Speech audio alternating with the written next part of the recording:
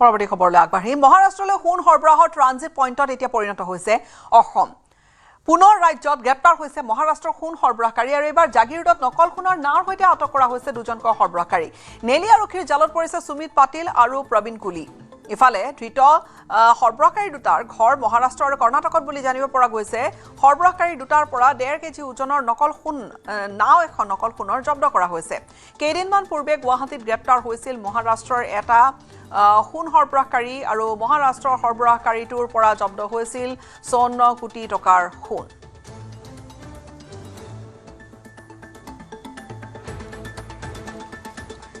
মহাৰাষ্ট্ৰৰ সোণ সৰবৰাহৰ যেন ট্ৰানজিট পইণ্ট হৈ পৰিছে অসম। এইবাৰ এজন মহাৰাষ্ট্ৰ আৰু আনজন কৰ্ণাটকৰ সোণ সৰবৰাহকাৰী ধৰা পৰিছে। অৱশ্যে এইবাৰ নকল সোণৰ নাও উদ্ধাৰ কৰা হৈছে দুয়োৰে পৰা। পুনৰ ৰাজ্যত গ্ৰেপ্তাৰ হৈছে মহাৰাষ্ট্ৰৰ সোণ সৰবৰাহকাৰী, যিটো এটা উদ্বিগ্নতাৰ বিষয়। আৰু জাগিৰোডত নকল সোণৰ নাওৰ সৈতে আটক কৰা হৈছে দুই সৰবৰাহকাৰী।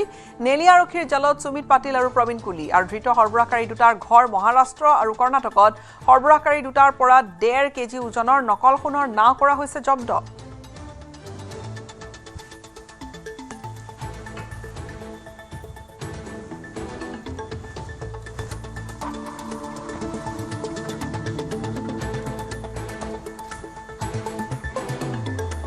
ফোনযোগে সংযুক্ত হৈছো আমাৰ সাংবাদিক অজয় পালৰ সৈতে। অজয়, এই যি নাও এখন উদ্ধাৰ কৰা হৈছে নকল সোণৰ নাও, কৰবাৰ পৰা লৈছিল, কাক সৰবৰাহ কৰিবলৈ বিচাৰিছিল, কি তথ্য দিছে আৰক্ষীয়ে?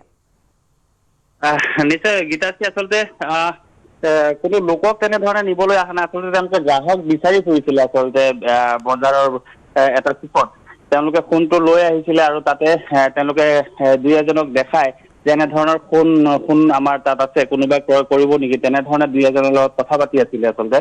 আৰু তেনে খবৰ লাভ কৰিছিলে আৰক্ষীয়ে। আৰু আৰক্ষীয়ে তেওঁলোকে সোধ-পোছ কৰাৰ পিছতে আচলতে সমগ্ৰ ঘটনা ওলাই পৰে। আচলতে দুইজন কৰ্ণাটক আৰু মহাৰাষ্ট্ৰৰ দুই প্ৰবঞ্চক আছিলে, যে সুমিত পাটিল আৰু প্ৰবীণ কুলি। দুয়োগৰাকী আচলতে পূৰ্বেও হয়তো নিশ্চিতভাৱে তেনেধৰণে প্ৰবঞ্চনা কাৰো সৈতে সোণ বিক্ৰী কৰা বুলি আচলতে কৰিছিলে। আচলতে সেয়া আৰক্ষীৰ তদন্তত পোহৰলৈ আহিব। কিন্তু এইবাৰ আচলতে তেওঁলোকে বিক্ৰী কৰিবই নোৱাৰিলে। বিক্ৰীৰ বাবে তেওঁলোকে গ্ৰাহক বিচাৰি ফুৰিছিলে আৰু তেনে সময়তে আচলতে আৰক্ষীয়ে তেওঁলোকক গ্ৰেপ্তাৰ কৰে। এই ধৰণৰ খবৰ দেখা যায়, লখিমপুৰ কানেকশ্যন ওলাই, বিশেষকৈ নকল সোণৰ নাও লৈ বিভিন্ন সৰবৰাহকাৰী ধৰা পৰিছে। কিন্তু এইবাৰ তেনেকুৱা কিবা কানেকশ্যন পোৱা গৈছে নে? নিজাববীয়াকৈ আহিছিল নে আঁৰত আৰু কোনোবা ডাঙৰ চক্ৰ আছে? নিশ্চয় আঁৰত গীতাশ্ৰীয়ে ক'ব লাগিব যে আঁৰত নিশ্চিতভাৱে কোনো ডাঙৰ চক্ৰ জড়িত হৈ থাকিব লাগিব। এই দুগৰাকী ব্যক্তিয়ে আচলতে নহয়, ইয়াৰ আঁৰত নিশ্চিতভাৱে ডাঙৰ চক্ৰ জড়িত হৈ আছে। আৰু তেওঁলোকক হয়তো তেওঁলোকক বজাৰলৈকে পঠাইছিলে যে কোনোবা গ্ৰাহকক তেওঁলোকে বিচাৰি পায় নেকি ঠগ প্ৰবঞ্চনা কৰিবলৈ এই সোণৰ নাওটো দেখুৱাই। আৰু তাৰ পিছতে হয়তো তেওঁক জালত পেলাবলৈ তেওঁলোকে চেষ্টা কৰিলেহেঁতেন। কিন্তু তাৰ প্ৰাক মুহূৰ্ততে আচলতে এনেধৰণে আৰক্ষীয়ে তৎপৰতাত তেওঁলোক দুইজনকে আটক কৰিবলৈ সক্ষম হ'ল। আৰু এই মুহূৰ্ততো আচলতে আৰক্ষীয়ে তদন্ত তেওঁলোকক অব্যাহত ৰাখিছে, সোধ-পোছ অব্যাহত ৰাখিছে। নিশ্চিতভাৱে আৰক্ষীৰ তদন্তত পোহৰলৈ আহিব আচলতে সমগ্ৰ ঘটনাৰ আঁৰত আচলতে যিটো চক্ৰ আছে, সেই চক্ৰ এতিয়া উৎখাত কৰিব পাৰে নে নাই সেয়াহে লক্ষণীয় হ'ব। গীতাশ্ৰী, নিশ্চয় অজয়, ধন্যবাদ।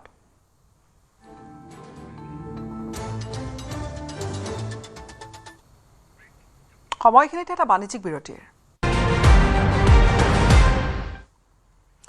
অসম বিধানসভাৰ বাজেট অধিৱেশনৰ আজি হৈছে দ্বিতীয়টো দিন। আমি পোনপটীয়াকৈ আপোনালোকক সদনৰ মজিয়ালৈ লৈ যাবলৈ বিচাৰিছোঁ। মোটামুটি আমার সোনাই সমষ্টির এবং এটা সোনাই সমষ্টি নাই, লগে সঙ্গে দলাই সমষ্টি, লক্ষ্মীপুর সমষ্টিরও আছে কিছু ডিডিও। কিন্তু এখানে আমার সোনাই দলাই সমষ্টির বিধায়করা আছেন।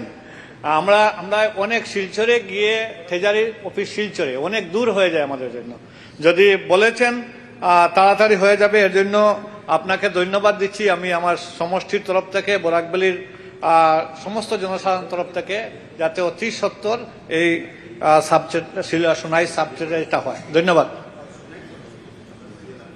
ধন্যবাদ অধ্যক্ষ মহোদয়। ইতিমধ্যে মই কৈছোৱে যে আমাৰ চৰকাৰৰ ফালৰ পৰা কৰণীয় আনকি ইয়াৰ পোষ্টসমূহ চেংচন হৈ আছে, কিন্তু RBIৰ অনুমতিটোৰ কাৰণে আমি নিশ্চয়কৈ অকমান লাগিব, সেইখিনি আমাৰ ফালৰ পৰা কৰা হ'ব। মিনিস্টাৰ দেখবে আপনাৰ ব্যাপাৰটা। নেক্সট কোয়েশ্চেন 22 নম্বৰ Salman Ali Ahmed. Absent. উত্তৰ সদনৰ মেজত দিয়া আছে। নাই এইটো নাই, এইটো এবচেণ্ট নাই। যোনে এবচেণ্ট থাকে তেওঁৰ সেইটো ক'ব নোৱাৰে। তাত কুৱেশ্যনে ৰেইজ কৰা নাই, supplementary does not arise. 23 number Mohibur Rahman. উত্তৰ সদনৰ মজিয়াত ৰাখা আছে। মাননীয় অধ্যক্ষ মহোদয়, উত্তৰটো পালোঁ। তাতে মোৰ প্ৰথম প্ৰশ্ন যিটো আছিলে যে কিছুমান জি পি ধানুৱা, পানকাটা, ঠাকুৰানবাৰী, কাকৰিপাৰা, বাগাপাৰা এইকেইটা জি পি আমাৰ পানীৰ অভাৱ আছে। তাতে যিটো মই লিষ্টটো পালোঁ, লিষ্টটো একচুৱেলি এতিয়াহে পালোঁ, সেইকাৰণে চাই আছোঁ। মেক্সিমাম দেখুৱাইছে যে পাৰ্চিয়েলি ফাংচনেল বা নন ফাংচনেল।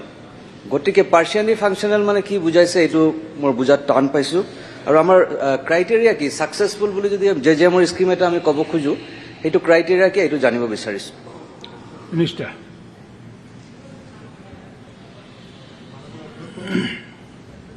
মাননীয় অধ্যক্ষ মহোদয়, আমাৰ সন্মানীয় বিধায়ক মহিবুৰ ৰহমান ডাঙৰীয়া মহোদয়ে যি কুৱেশ্যন উপস্থাপন কৰিছে তাতে আমি বিতংভাৱে দাখিল কৰিছোঁ। আৰু মুঠ আঁচনি আছে 285 আৰু তাৰ মাজতে সম্পূৰ্ণ আঁচনি 227খন, সম্পূৰ্ণ পানীৰ ব্যৱহাৰী সমিতি ৱাটাৰ ইউজাৰ্ছ কমিটি গতাই দিয়া আঁচনি আছে 225খন। বৰ্তমানৰ চলি থকা আঁচনি মানে কাম ষ্টাৰ্ট হৈছে আকৌ আফটাৰ ষ্টেণ্ড ষ্টিল 28খন। আৰু বিশেষকৈ আমাৰ যশস্বী প্ৰধানমন্ত্ৰীজীৰ এটা বাণী আছে, পানী কেৱল মাত্ৰ প্ৰকৃতিৰ উপহাৰ নহয়, ই হৈছে জীৱনৰ আধাৰ। বিকাশৰ আটাইতকৈ ডাঙৰ মাধ্যম প্ৰধানমন্ত্ৰী ডাঙৰীয়াৰ এই দূৰদৰ্শী চিন্তাধাৰা লৈয়ে সমগ্ৰ দেশজুৰি এই ঐতিহাসিক আন্দোলন যাৰ নাম আছিল হৰ ঘৰ নল হৰ ঘৰ জল। আৰু বিশেষকৈ 2019 15 আগষ্ট এই জল জীৱন মিছনৰ যি মানে ঘৰ ঘৰ নল হৰ ঘৰ জল এই শ্লোগান প্ৰধানমন্ত্ৰী মহোদয়ে আৰম্ভ কৰিছিলে। আৰু এই অভিযান গোটেই ভাৰতবৰ্ষৰ সকলো প্ৰান্তে লগতে অসমত প্ৰায়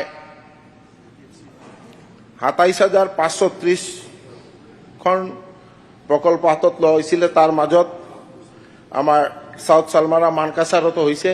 আৰু অগ্ৰগতি যদি চাওঁ, সাউথ চালমাৰা মানকাছাৰৰ প্ৰায় সাফল্য আছে 85.22%। আৰু ইয়াত আমাৰ গোটেই অসমৰ যিটো সাফল্যৰ হাৰ এই গড় আছে 81.82%। মানে তাতে ভাল কাম হৈছে। আৰু নিলে ভাল পাব যে গোটেই ভাৰতবৰ্ষৰ মাজত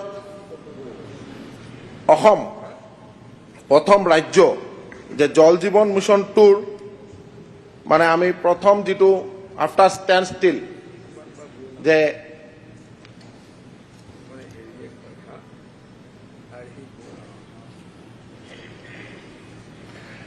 আফটাৰ ষ্টেণ্ড ষ্টিল মানে আমি যিটো মাদাৰ চেংচন পাইছিলোঁ তাৰ মাজত 600 আৰু এই সদনৰ মজিয়াৰ পৰা পোনপটীয়া সম্প্ৰচাৰ আমি পুনৰ লৈ আহিম। কিন্তু সদনৰ বাহিৰত এটা বিশেষ দৃশ্য দেখা গৈছে। অখিল গগৈয়ে সম্ভৱতঃ এটা বিশেষ ধৰণে প্ৰতিবাদ কৰিছে। বলেন ভট্টাচাৰ্য আমাৰ সৈতে সংযুক্ত হৈছে। বলেন।